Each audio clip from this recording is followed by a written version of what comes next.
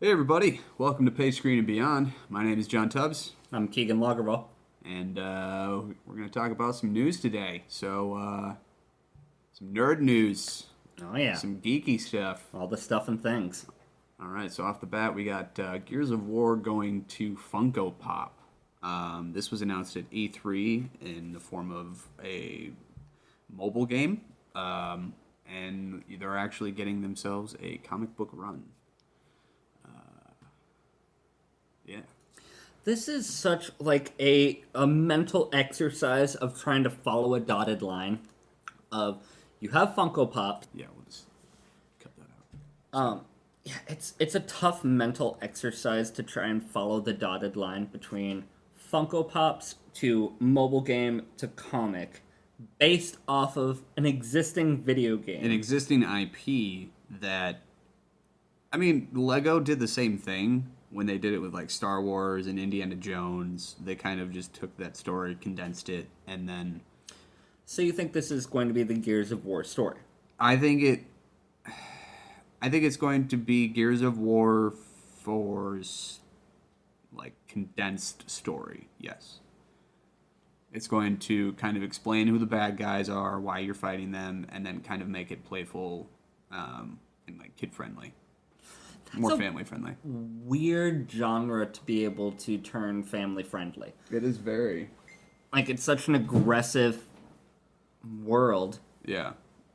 dark hard edges, Yeah. It's literal you're- chainsaw gun. I was gonna say you're literally chainsawing people in half, and like it in the game, you're chainsawing people and their heads just like pop off. So it's not exactly like not graphic. There's just no blood. I would say there's no like gore, Right. and it's all like Well, in the trailer for the game, it had like the good guy distracting the bad guy with a box of kitties that explodes, exactly, and then he turns into a coin. turns out to be grenades. And yeah, they're going with the same thing as Lego did, where when you know, dismantle enemies, they turn into things that you can ultimately use in the game. So,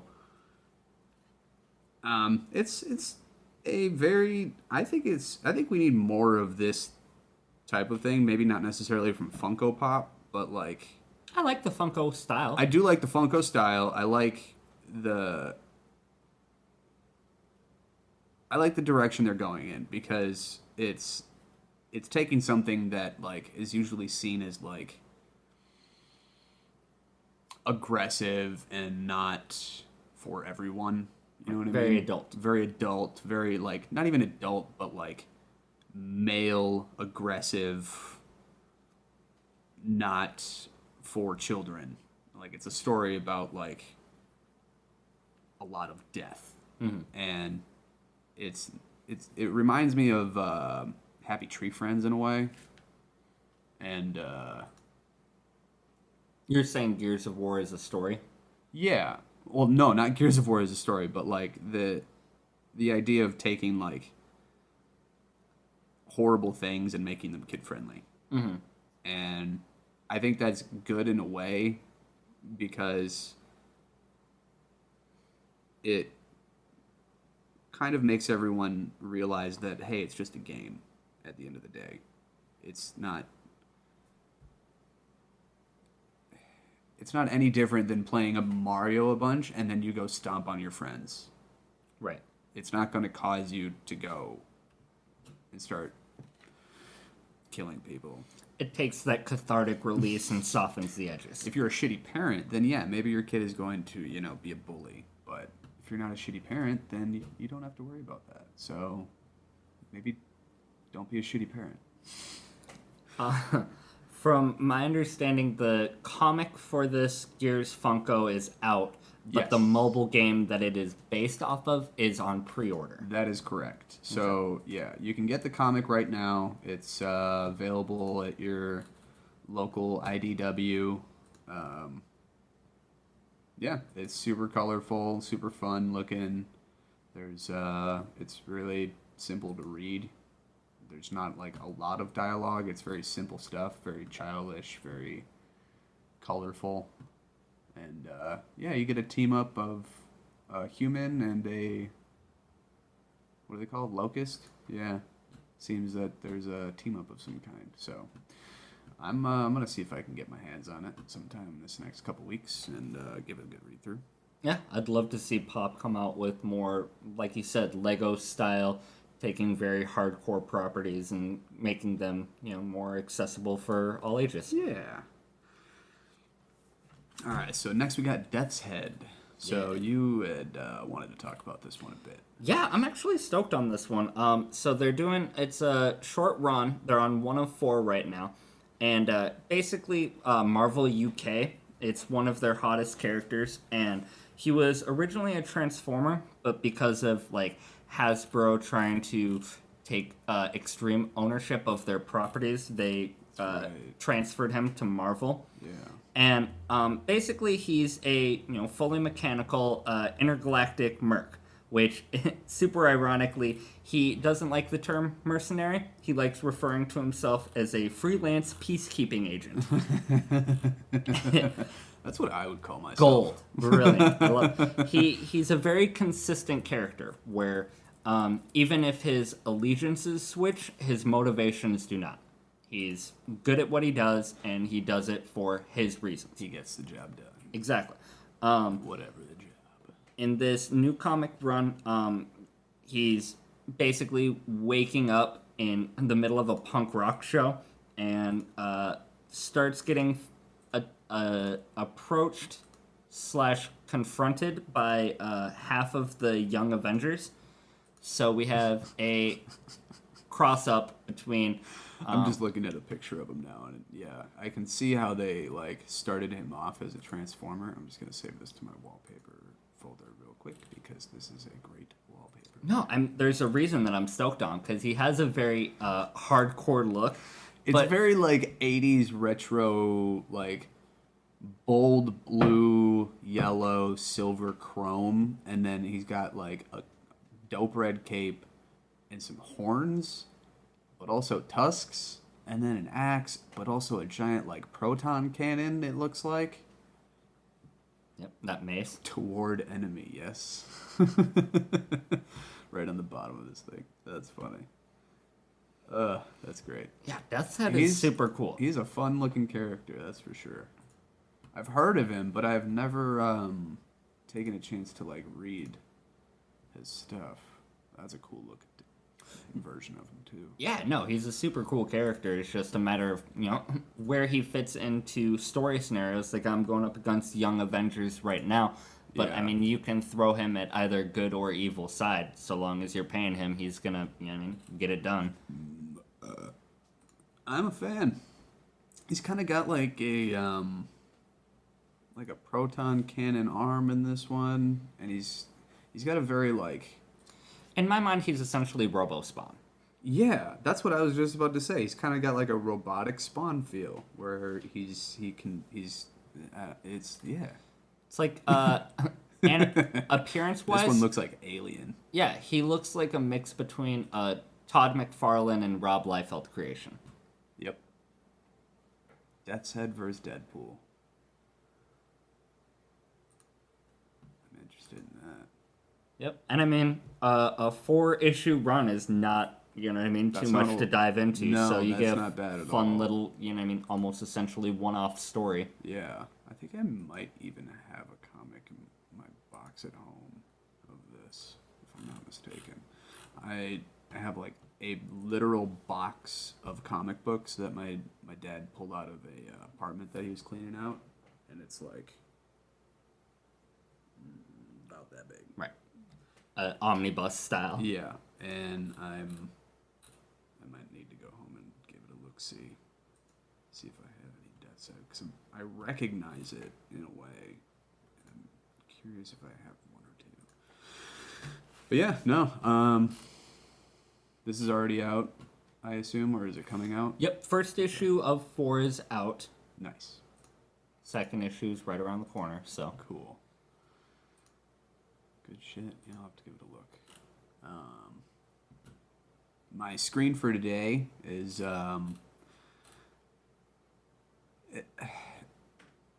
it's a zombie movie.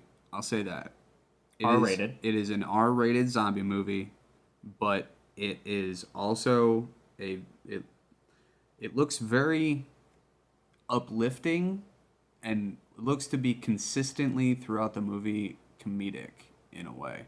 So it's called Little Monsters, and it's gonna be a gory movie. It's gonna be a lot of blood, a lot of gore, but also a lot of humor and swearing and a lot of adult elements. However, the plot of the story is a zombie apocalypse breaks out near a children's summer camp, it seems. Mm-hmm. And the main character is also the main character in the movie Us. Lupita Nyong'o. Yes. And she, just from the trailer, I can tell that this is going to be a great movie because she plays such a good scared person, but holding it together character. And I think a zombie title with her basically leading kids through the zombie apocalypse in a comedic but also horrific aesthetic will be super fun. And it's got a bunch of different actors that you would recognize. Yeah, it's directed by Abe Forsyth and also starring Josh Gad as one of the camp employees that, because it's a kid's camp, he's very, happy-go-lucky and fun, you know what I mean, well put together, but as soon as shit hits the fan and zombies start showing up, you quickly see this facade, Not that Little Monsters. Facade fall to the side, and he just turns into the biggest asshole. 1989 Little Monsters. That is a good one, too. Hell yeah. If you haven't seen that one, go watch that one. Yeah, Josh Gad, Lupita Nyong'o, Stephen Peacock, Kat Stewart, Nadia Townsend, Alexander England, Marshall Napier, Henry Nixon, bunch of people. It's such a weird tone for this movie because it is very heartwarming, you know what I mean, having the protective teacher or guardian watching after these kids and the innocence of the kids, but then just the stark difference between that and the Josh Gad character This is like a giggle, dismal and aggressive. Yeah, he's one of those characters that's really good at playing like the happy-go-lucky guy who's really dark on the inside, and that's I think that's really going to play well in this movie because the summer camp is like, Pee-wee's Giggle Wiggle Factory or whatever, and it's just gonna, the contrast with the zombie and the gore and the playfulness is just that always makes me laugh end over end in the theater. I love that shit. I soak it up.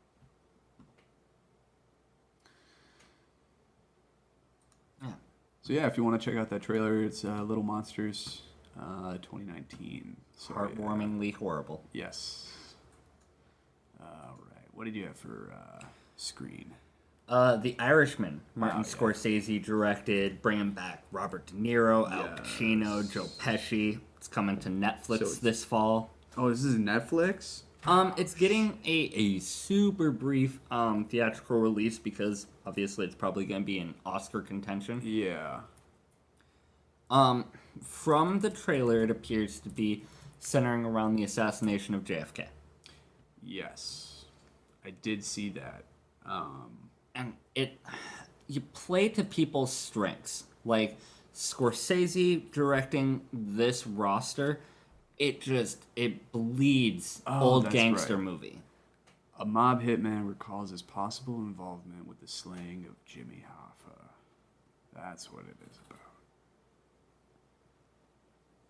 What we know so far. Man, it's so aggressive, but so good.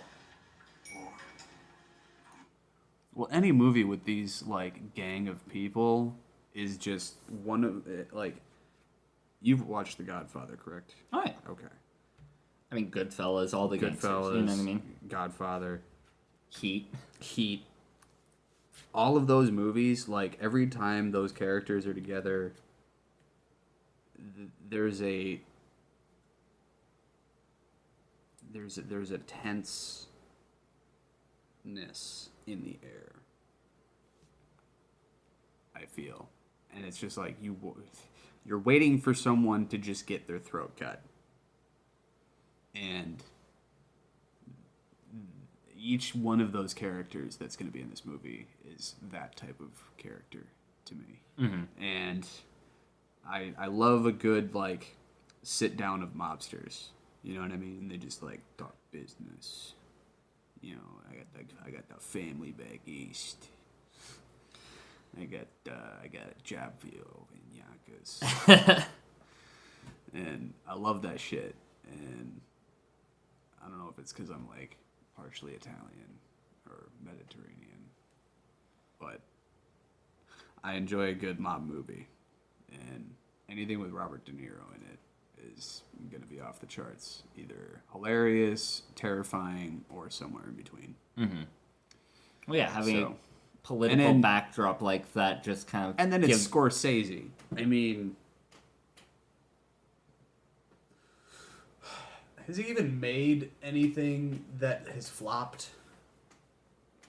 Can you name one thing that Scorsese's made that's like meh? Yeah, I mean, every time he steps to the plate, he definitely does what he does. Like he doesn't do it for like the yucks. He does it to like make a masterpiece. and does it well. Yes. How many awards does that guy have?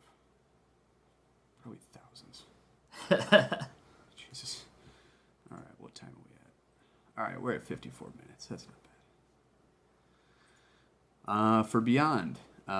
So I saw the other day that a super sleuth on Twitter found a secret message embedded in the latest Halo trailer from E3. And it involves Like a scannable barcode. so there's a point in the trailer where Master Chief's visor HUD is like booting up because it's like an augmented reality screen thing, and it's doing a whole thing. And there's a bunch of like Easter eggs like in the notes. There's like codes that people downloaded and got like 6 months worth of Xbox Live or different skins, or it was like stuff. Right. Yeah. Cool Easter eggs. There's cool Easter eggs.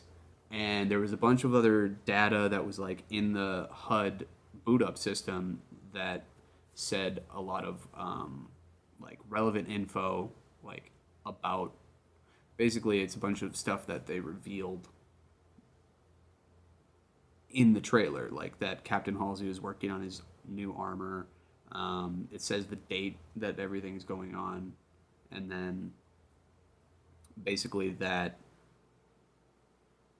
at the end of the boot up system there was like a glitch more or less with a bunch of like red barcodes, not even barcodes, but it was like a bunch of like red like lines that like glitched in and out, and someone stitched it all together and it made a QR code, and you scan the QR code and it takes you to a website which is just a file of audio in which you hear Forerunner sounds, then footsteps, then a little Forerunner sound of like AI. Like usually when an AI like reveals itself in like a hologram form, it makes like a sound, Okay. and that's kind of what you hear is like an AI like forming. And then you hear Cortana say something about, this is me, it's part of me, I don't know how, but it is. So basically what my theory is in Halo 4, spoiler alert, Cortana dies. She gets blown up, basically by a nuke.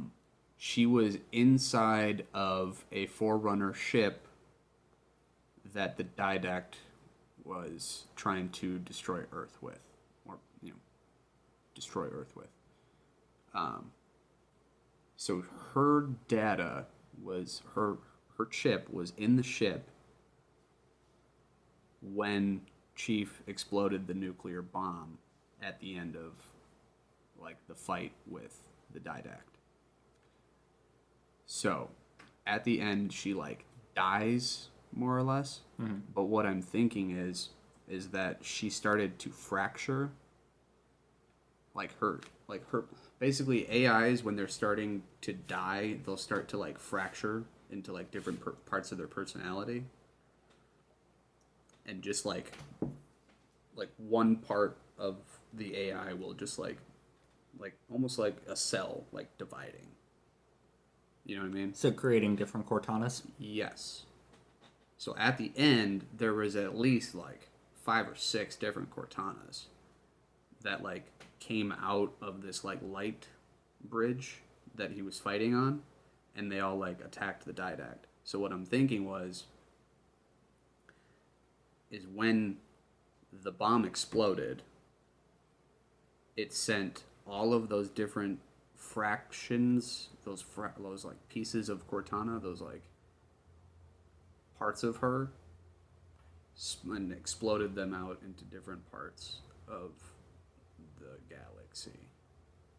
Now, when you say different parts of Cortana, like, can you elaborate a little bit more of, like, is one, like, ethics, the other one intelligence, the other one... One could be childish, while the other is, like, elderly. One could be more analytical, and where the other one's more emotional.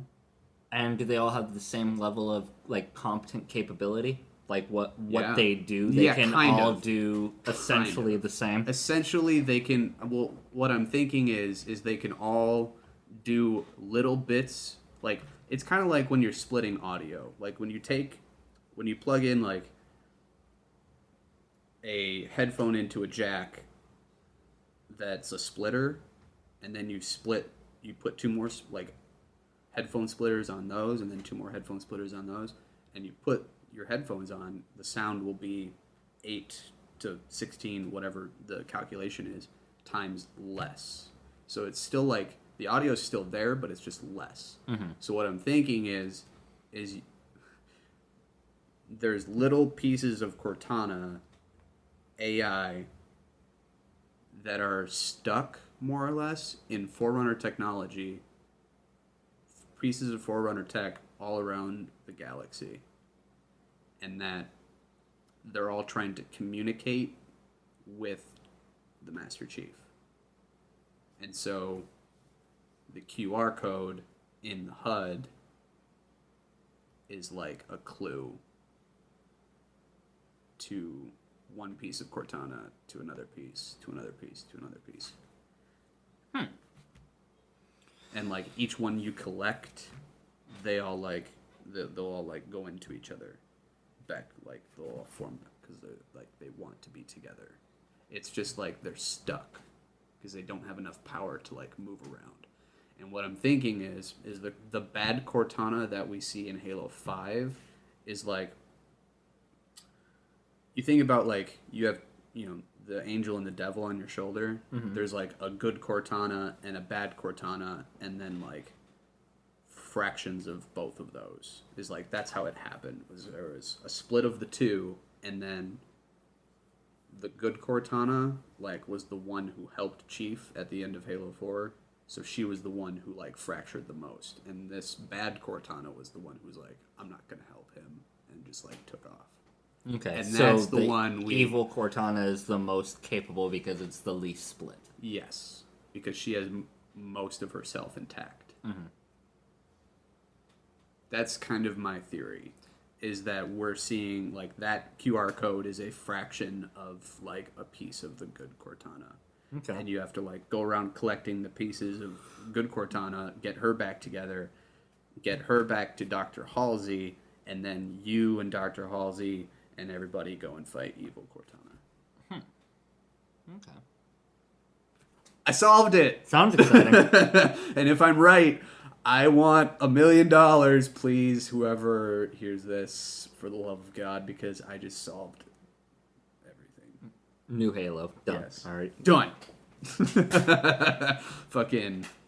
That's it, people. You can go home now. Don't even have to spend any of your money. I just spoiled Halo for you. Yeah, well, it's not about the destination, it's the journey. a year before it comes out. I want to mark down this date, just like last time. I swear to God, I'm gonna call it. But yeah, It's cool that the franchise can keep itself so strong yeah. over the years. I like when franchises include like extracurriculars in their marketing, where you have to like kind of figure it out. There's like a secret website, or like, do you remember the movie Super 8? Yeah, I'm familiar. It was kind of like a E.T. Goonies. It was Steven Spielberg and J.J. Abrams. So it was like a year before, or like 6 to 9 months, or a year before the movie came out, there was like a website that was just like text code where you could like enter in like stuff, like password, this, whatever, and people, like, it was basically a treasure hunt, a digital treasure hunt. And it took you to like secret files of the train derailing that's in the movie. And it was like people weren't sure what it was, and then it came out that it was a part of the movie. Okay. So I really enjoy when there's like it's viral Extra marketing, marketing, it's like extra marketing. It's like hyper marketing where you're putting interactive marketing where you're putting like treasure hunts or like some sort of interactive element into your marketing, because that like makes you feel more involved. It makes you feel more involved in the brand, and it makes you like when you put as much like attention into something, or like heart, I don't know what I'm trying to say, like loyalty. When you're loyal to a brand, you want them to return the favor with like some sort of like prize reward system for you being like such a devoted fan. I can see that. Yeah. So I appreciate it when there's like puzzles to solve. Assassin's Creed was really good at that. They had like different puzzles that you could like work out outside of the game. So yeah, A lot of fun. Halo, man. The hype train is real. How far out are we now? Stay on it. It's not going to be coming until holiday next year. But Okay.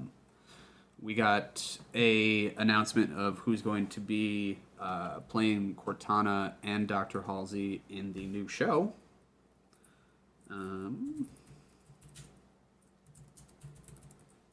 Halsey Halo show actress. It is the woman from Californication.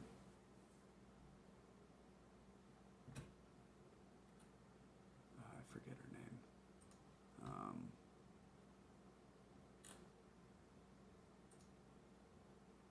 Natasha McElhone. Yeah. She's going to be portraying both Cortana and Dr. Halsey, which I think is actually a very good pick. Because you need someone who's going to be able to play like a hologram, like naked young woman, basically, and also be able to play like a aging doctor scientist who created it. Because Cortana was basically created from Forerunner technology and a piece of Dr. Halsey's brain. So it's like Cortana's like made. She's the only AI created from human tissue. All other AIs were like created Completely synthetically made with like supercomputers, basically. That's awesome. Yeah, they mimic human behavior, but they aren't like human. And that's one of the things in the story is that like in order to interface with Forerunner tech, you need to have a human involved.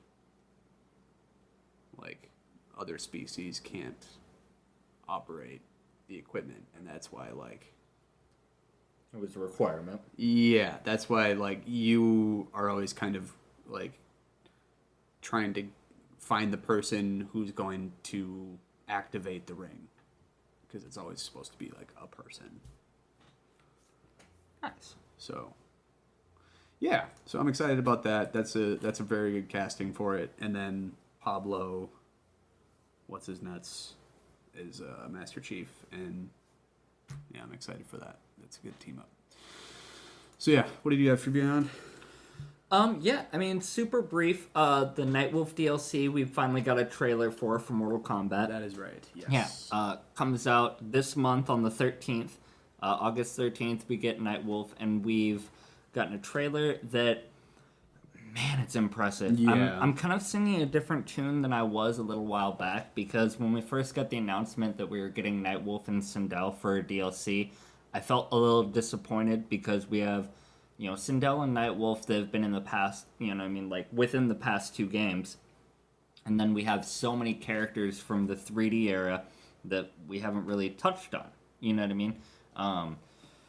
Fujin and whatnot. But from the trailer that we got, Nightwolf is beautifully showcased. His abilities, his fatality, everything is on point and makes me much more excited. Very, very, very Nightwolf. His armor is a little bit more updated. It's a little bit more futuristic than I thought it was going to be. One of many with variants being an option. Yeah. I'm very interested to see what other costumes we get when the game comes out. Yeah. Because with Shang Tsung, we got a lot of, palette swapped colors of the same costume and not a whole lot of variety of costumes for him. And I imagine it's going to be something similar with a lot of the DLC, where it's like you have a bunch of color options and a couple different variations of style of costume. Yeah. But, I mean, from what I've seen, I'm not disappointed with how he looks. It should be great. I like the whole idea of him, using all of the different types of, spirit animals, the wolf, the bear. Yeah, that's something cool that we haven't really seen before. The eagle, yeah. I really like that whole, spirit animal. And they all have their own different, utility. Like, the bear, took a lot of damage, basically, for him. The wolf... added strength. The eagle, he could attack from distance. They really utilized, the different, I don't know if there's a word for it, but, utilities of versatilities of the different animals, and I really like that. That's a cool addition. And then just so many of the tried and true staples of what the character is. Bow and the arrows, the lightning, the hatchet, the tomahawk, whatever, hatchet, tomahawk, fucking the tiny axe that he chops him up with. So good old shoulder charge. And energy reflection. Yep. All of it was so great. And I know that they're working on the movie, and I really hope that they include Nightwolf in that. I could go on for hours about a Mortal Kombat movie and what I would want to see, what we could see, but we'll save that for another time, because that is way more than we can chew right now. We're at an hour 10, so time to wrap it up. So if you like this kind of content, you can check us out on Facebook, YouTube, of course. Be sure to like, share, and subscribe, and be sure to click that bell down below so you can get notifications when you get another podcast up and running. And check out our Twitter, Instagram, if I already said that. And anything else? Yeah, just make sure and comment down below. Let us know what you would want us to be able to talk about next time. Give us the inspiration to feed you guys with the content you're wanting to hear. We appreciate everyone's support, and this has been a lot of fun. Awesome. Oh, and if you want to listen to our take on the Comic-Con release of the Marvel Phase 4 lineup that's going to be coming for the next couple years, that will be included after this. So stay tuned for that, and we'll have that up for you. So thank you for stopping by, and we'll catch you in the next one. Hell yeah. Peace. I'm John Tubbs. I'm Keegan. See you later.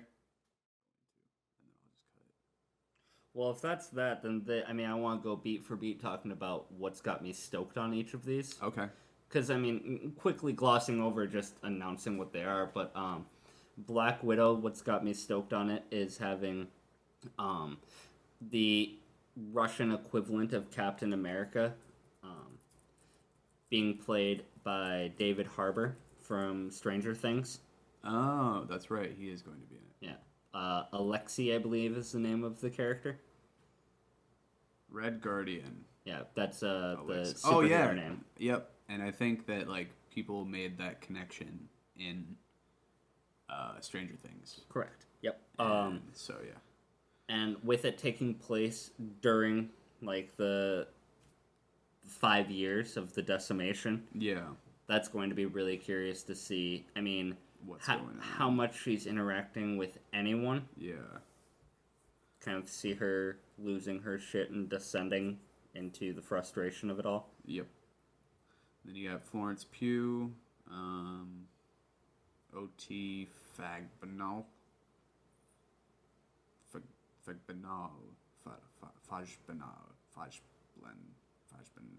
And Rachel Weisz.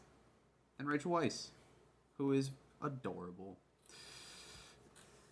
And the thing that's got me most stoked about Falcon and Winter Soldier is from Civil War, the quote-unquote main villain of that movie, Zemo. Yeah.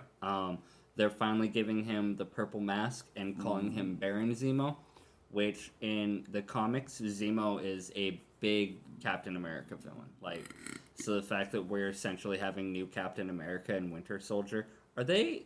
Because the name of the show is The Falcon and Winter Soldier. Are they just going to be, like, baton passing the shield to each other? Or is Falcon eventually going to disappear into the Captain America role? I'm pretty sure that it's going to be, like, Falcon is the new Captain America. And It's just weird that they wouldn't call it something different if he's dropping the Falcon persona. So... Like, is he going to be Captain America and just still be called the Falcon? I think what they're going to... This is my theory. I think what they're going to do is they're going to basically, like... They're going to make him the Falcon and be like, I can't take up the mantle of Captain America because I'm not him. Like, I can never be him. Right. So Still wield the shield, but not take the mantle. I'll wield the shield, yes, but, like, it's, like, there's only one Captain America. Right. Only Steve Rogers. Yeah. And I think they might be dealing with a lot of that in the show, is his struggle with, like, now he's holding the shield, but, like, can he... live up to Can he live up to the shield, the symbol that it represents? You know what I mean? And I think they're gonna definitely go into that.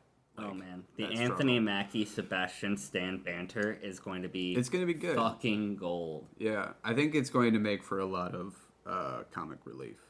Is they're gonna be friends, but like frenemies in a way. Mm-hmm. And I imagine some Like, very pulpy subject They all matter. went through the same shit, but like they both kind of like backtalk each other. Mm-hmm. Yeah. Eternals. And maybe even Winter Soldier tells Falcon that like you'll never be as good as Steve and blah blah blah, and like maybe it becomes a whole thing, and that develops into another civil war of some kind. The all is lost moment when Yeah. they stop working together because Yeah. one person took it a little too far. Yeah, that's definitely gonna happen. I'm calling it right now. I'm curious with these Disney Plus shows, how many episodes, how long each episode per season. Because like I could see something like Falcon and Winter Soldier getting more could longevity be- than What If. I could see that being more like 10 to 13 episodes, and then I could see What If just having like a solid 18 episode seasons. And then just like cranking those fuckers out. They've already been working on it, I'm sure, for the Right. past like 10 years even. So we'll see. Eternals, there's gonna be a huge fucking cast for that. I know so little comic wise. We kind of already talked about it, the Eternals, in another podcast. Right. In our first podcast, I believe. Yeah. I mean, the extent of my knowledge is Thanos could have representation. Yeah. Because he is eternal with the deviant gene. Yeah. But But I don't know. He's dead. He could have his like Well, I mean, there's thousands of Yeah. years old characters, so Yeah. we're gonna be having them have these, like, retroactively being like, oh, this happened because of this, this, and this, because of Yeah. their influence that's been going on for so long. right. I And I'd say of Do you the think he's the gonna movies on this list, it would probably be one of my lowest, but that's only because I know so little about the comics. But I mean, Marvel has yet to disappoint. You know what I mean? So Yeah. whatever they bring to the table is something I'm looking forward to seeing. Yeah. Shang-Chi. Shang-Chi gets me with the Mandarin. The Ten Rings has me stoked to be able to properly do Mandarin. It, it's going to be a little familiar because it's essentially like a gauntlet. You know Yeah. what I mean? Assembling the Ten Rings to gain more and more power. But Exactly. I I love the thought of martial arts movies. You know what I Yes. mean? Being able to have cool choreography and spectacle. But have it be a little bit like this is going to be like Ant-Man, good Yeah. palate cleanser of grounding it back down. I think it's also going And to have I imagine Eternals is going to be extremely grandiose. So going from super cosmic to super grounded is a nice way to, keep things fresh movie by movie. I think it's also going to have like a tinge of Venom. Like there's going to be a darkness to it where you're not going to see it coming. Yeah, I It's could see not- it being very heavy. I could see it being more on the like getting into the like the dark like more around the probably hard PG-13, maybe a soft R, maybe throw a couple of shits and dams and bitches in there, and then because it's gonna have a lot of like I have a feeling we're gonna be seeing actually Hawkeye in that. What makes you say that? Next most grounded character. Yeah, and if it's taking place anywhere after Endgame, and it's in Asia, Hawkeye's or anywhere after like I don't know what the timeline's gonna be, but like I have a feeling we might see him as Ronin in that movie, make an appearance of some kind. I mean, I definitely wouldn't be opposed, but I would see Ronan being in the Black Widow movie Because a lot that sooner. I have a than feeling Shang-Chi. that this could take place, the Shang-Chi, after Infinity War, but before Endgame. I could see them doing it in that. It in that would same it time- would in that same add time another as Black ripple Widow. as to where he was during major conflict of Endgame, though. Yeah. Well, Not everyone gets to come play with the big kids. not everyone. Yeah. That's just my theory. I don't know. Just thinking it would be cool. But if it takes place after Endgame, then I don't know. I think we could, just because looking at this timeline, I just feel like we could get a Hawkeye. If they're going to team up Wanda with Doctor Strange, Why wouldn't you have it be something closer then? who would you have in Shang-Chi? I don't think that it's necessarily. I mean, the way we didn't really have anyone in Doctor Strange, Yeah, you can just introduce a character, that's true. let them kind of learn and be their own thing. Because the Mandarin is an Iron Man villain, so the closest I could see is maybe Spider-Man. What about a Spider-Man could be on the run. Spider-Man, or I still say Hawkeye, but a after I wouldn't credits tell you you're wrong. after credits scene What, after credits for Shang-Chi? for Shang-Chi. I mean, that's a big old who knows, because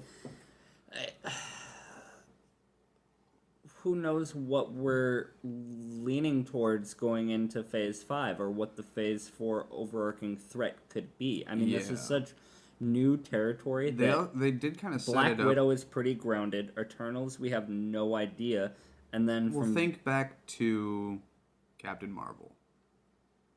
sandwiched in between two Avengers movies.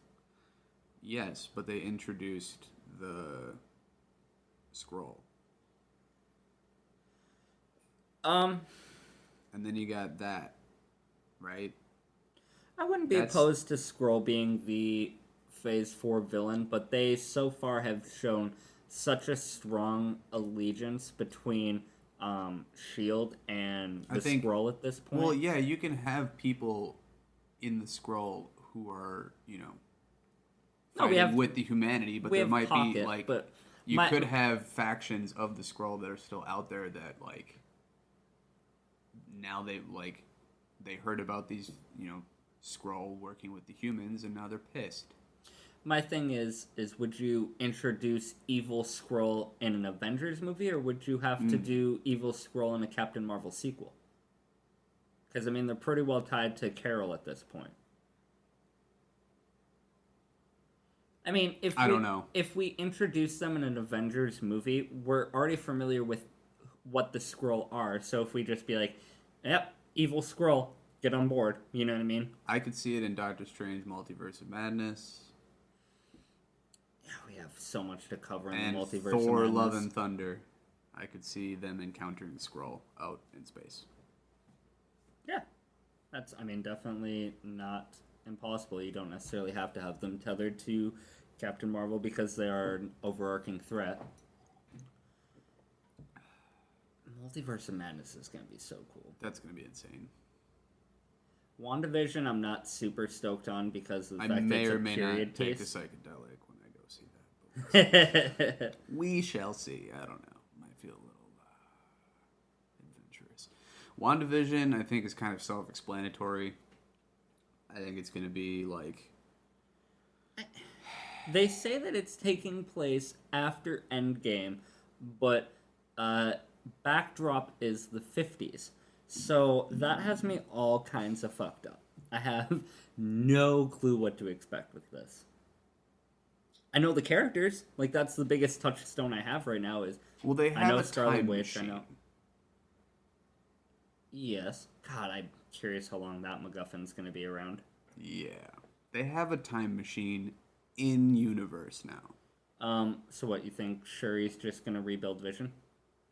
I mean, they don't have the stone that essentially made him. So, I mean, they could have him be a But the thing is, significantly depowered. like they said, or like he said, his personality is like Jarvis, Ultron, Tony, Banner, and the Stone. The Stone was like, it was his connection. I see it as his connection to the other stones. I don't see it as a center point of his personality. Right. Or Like- life force. Or for that life matter. force. I mean, yes, it did like help create like his consciousness, but I think that it also helped create a consciousness that could sustain itself because it is the Mind Stone. And I don't know if, and then he was supercharged with Thor Thunder. So Right. I mean, take that with a grain of salt, but like you have a bunch of different elements coming together that I think if you took away the stone or found a power source sufficient enough to act as the stone in a way without some certain powers. I could also see this being one of the shortest of the series. Yeah. Maybe like an 8 episode. Because, I mean, if you think about, like, TV budget versus movie budget, getting Paul Bettany into makeup, Oh, I mean, granted, you know, they they've gotten have a him lot. transform a bunch, so it's just Paul Bettany. But So you're I- not going to go the entire show without having him show true vision at least once or twice. I think what they could do is their CGI is so good now that they could just put the dots all over his face and just like CGI the suit onto him instead of having to like actually put him in makeup every day. Right. Loki is kind of self-explanatory. He gets the Tesseract in Endgame, and spoiler alert, but he then goes on his little antics. And, I mean, yeah, that sounds super simple, but, like, what is his goal? Because it's the same Loki from immediately after Avengers. So Yes. it's like he's still on fuck everyone status. Yes. And at this point, Hela hasn't resurfaced, so he's kind of top dog Oh, that's in certain areas. He hasn't like grown as a character. So I mean, if he's floating about in a world where Thanos is still out there, or even if Thanos isn't around, like who is he either running from or running towards? I mean, is Loki going to still be on a spearhead towards Thor? Yeah. In which case, I think he's still like how much yeah. involvement Well, is Chris okay. Hemsworth going to be involved? See, here's the thing: is they did say that Loki was being controlled by the Scepter in Avengers. Okay. So at the end of Avengers, where's the Scepter? The Mind Stone In the hands of S.H.I.E.L.D. in the hands of S.H.I.E.L.D. So he's kind of just on his own now. So he's not necessarily like all desiringly evil.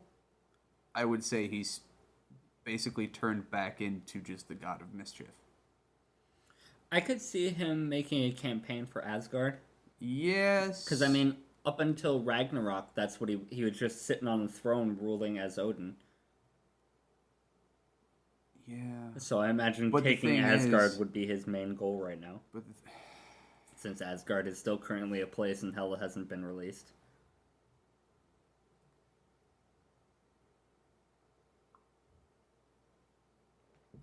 That brings more Anthony Hopkins!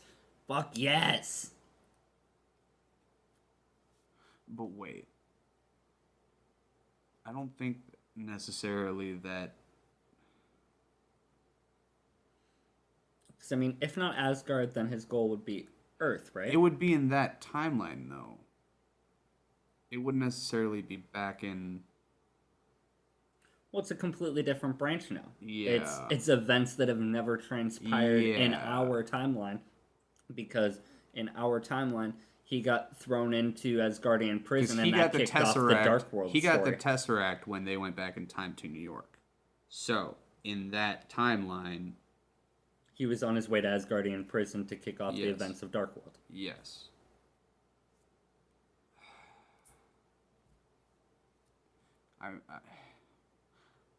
My brain hurts. Yeah, multiverse is a motherfucker, which is gonna make Doctor Strange all the more interesting, seeing what he, you know what I mean, causes the ripples. Yeah. And then What If is kind of the polar opposite of like, you don't have to worry about whatever tying in canon because this is just utter Elseworld stories. What happens if Flash Thompson got bit by the spider? What Yeah, happens right. if, Thaddeus Thunderbolt Ross is the one that gets affected by the gamma rays? I mean, all really cool concepts. What if Cyclops has claws come out of his eyes? And now that image is. You start throwing out what ifs, I'm gonna start saying what ifs. Most furious headbutt in the game.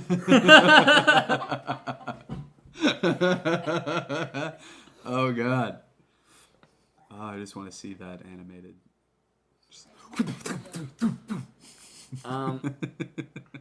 The only thing that really has me excited about Hawkeye is the potential for, I believe the comic character superhero name is Photon, Monica Rambeau. Yes. So having essentially a Captain Marvel Jr., Yes. that could be dope. I'm not exactly sure how that would transpire. Well, they're gonna show it, I'm sure. I'm just excited that they're done with the most of like the base characters. Like I'm sure they'll still have like Hulk show up in some way, shape, or form, but they're like most of all done with the main characters. You're saying the original Avenger roster. Yeah. and they're kind of building off the ones that like the people really seem to like, and starting to go with the different routes that people want instead of what they know will make money. Yeah, I mean, shoot, Shang-Chi is such an unknown, you know what I mean, for so many people Yeah. that, I hope that they bring in either Ironheart or I'm not in some way like I'm not if they're rushing gonna to get someone I'm else not in the suit. no, I'm not rushing, but I hope that like if we're gonna be doing like multiverse anything, Yeah. I'd like to see that in a different way.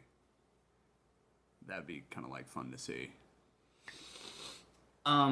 You know, doubling back to multiverse. I mean, if we're just gonna start doing shit that people want, like do the fun shit and make it like make it fit in some way, but make it fun and just give people what they want. Right. In multiverse, since they're talking about Scarlet Witch being involved, I think that that's our perfect backdoor to mutants. Yes, I agree.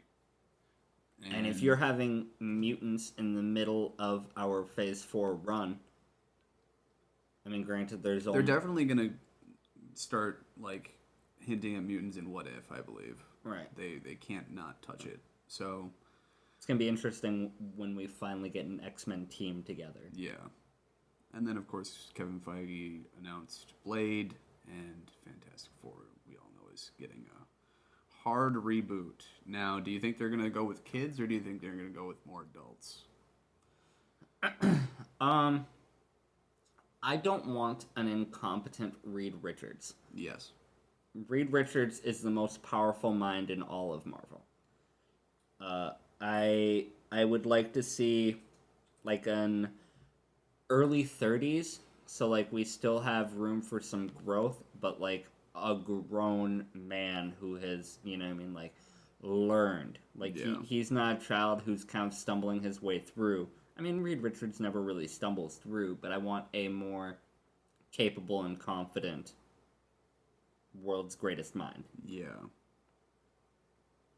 Almost like a mad scientist, but not, but someone who's like on the right path. Mm-hmm. Who's like crazy smart, and people are like, what are you thinking? What the fuck are you doing? This won't work. And he's like, just do it. Just let me do it. Yeah. Well, I mean, now with Stark gone, having more science-y minded interactions, because I mean, we have Yeah. Shuri is currently our smartest Marvel character. Yes.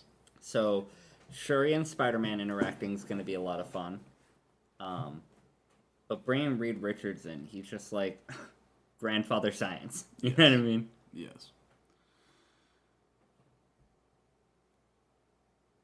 I want to see Natalie Portman get ripped. Like just to cap it in off. the gym, just getting ripped as fuck. Going through the Marvel transformation God because status. they're likely not going to be doing like a Shazam muscle suit. No. Yeah, I hope she really thought about what this role is gonna do.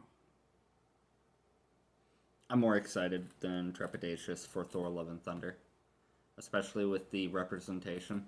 Yeah. Valkyrie finding her queen. About it. It's About it. It's gonna be a nice couple of years actually, and it's all gonna happen in like 3. So we're about to get a whole bunch of good stuff.